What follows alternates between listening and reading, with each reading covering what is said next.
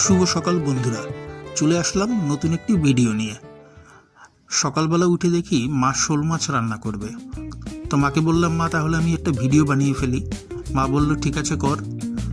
তো শুরু করলাম ভিডিওটা। মাছগুলোকে সুন্দরভাবে কেটে নিয়েছে, দেখেই লোভ লেগে যায়।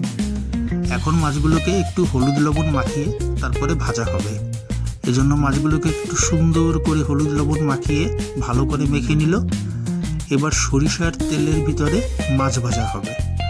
আমরা বাসায় সাধারণত সরিষার তেলেই রান্না করে থাকি। গরম গরম তেলের ভিতরে মাছগুলো চলে গেল। দেখেই কি শান্তি লাগে। যে মাছই হোক না কেন ভাজা খেতে আমার বড় ভালো লাগে। তো শোল মাছ খুব একটা ভাজা হবে না, হালকা ভাজি করে তারপরে রান্না করা হবে। কি সুন্দর লাগছে মাছগুলো।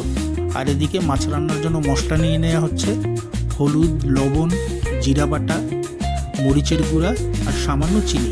খুব বেশি একটা বাহারি মশলা নেই, যেহেতু বাসাবাড়ির রান্না এই মশলা দিলেই চলবে এবং খেতেও ভালো হয়। তো মশলাগুলোকে একটু জল দিয়ে মাখিয়ে নেওয়া হলো। আর মাছ ভাজাটাও বেশ হয়ে গেছে। এপাশ ওপাশ উল্টে এখন মাছগুলো নামিয়ে নেওয়া হলো।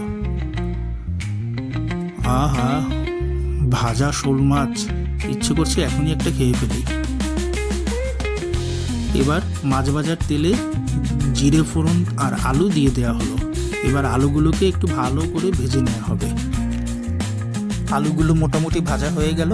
এবার মাখা মশলাটা এর ভিতরে দিয়ে দিল। এখন সুন্দর করে মশলাটা কষিয়ে নেবে। দেখুন কি সুন্দর লাগছে মাছগুলো দেখতে। মশলা থেকে তেল ছেড়ে দিয়েছে, তার মানে কষানো হয়ে গেল। এবার মাছগুলো দিয়ে দেওয়া হচ্ছে। যাও বাবা, কড়াইতে যাও। ব্যাস, মাছগুলো দেয়া হয়ে গেল। এখন এর ভিতরে দেয়া হবে ঝোলের জন্য জল।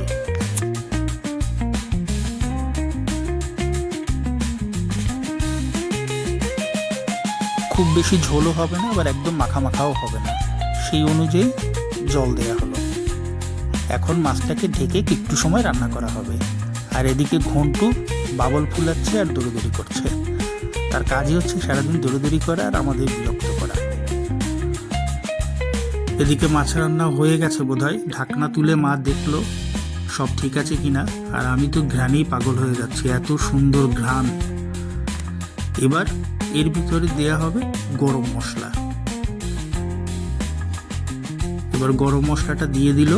এবার একটু ভালোভাবে গরম মশলাটা ঝোলের সাথে ভালো করে মাখিয়ে নেবে। গরম মশলা দেওয়ার পরে নাড়াচাড়া ঝাঁকানাকা সব শেষ, রান্না কমপ্লিট। এখন বসে পড়বো গরম গরম ভাত নিয়ে। কি সুন্দর।